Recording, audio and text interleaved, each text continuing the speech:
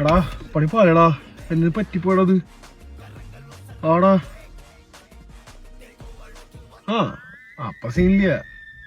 ആടാ ഓക്കെ. അപ്പൊ സീനില്ല. നിങ്ങളുടെ ഭർത്താക്കന്മാർക്ക് ഇങ്ങനത്തെ കൂട്ടുകാരന്മാരുണ്ടോ?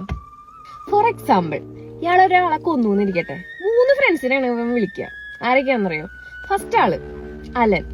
എടാ അല്ല, ഞാനൊരാളെ കൊന്നടാ, എന്ത് ചെയ്യും ഞാൻ? അപ്പൊ അപ്പുറത്ത് നിന്ന് റെസ്പോൺസ്, എടാ നീ വിഷമിക്കണ്ട, അങ്ങനെ ചെയ്ത് കഴിഞ്ഞാൽ ഞാൻ അങ്ങനെ ശരിയാക്കി തരാം, നീ പേടിക്കണ്ട. ഇപ്പൊ രണ്ടാമത്തെ ആള് സുഹൈല്. എടാ ഞാനൊരാളെ കൊന്നടാ, ഞാൻ ഇനിയിപ്പോ എന്താ ചെയ്യാ?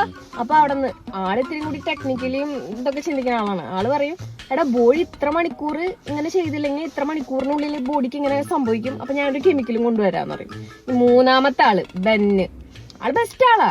ആളോട് എടാ ഞാൻ എന്ന് പറയുമ്പോഴേക്കും അവൻ, നീ വിഷമിക്കണ്ട, ഞാൻ കുഴി ഒഴിച്ചിട്ടുണ്ട്. ഇതാണ് അവസ്ഥ. വെറുതെ ഇങ്ങനത്തെ ഫ്രണ്ട്സ് ഉണ്ടെങ്കിൽ ഒരിക്കലും ഒരു ഭർത്താക്കന്മാരും നന്നാവില്ല.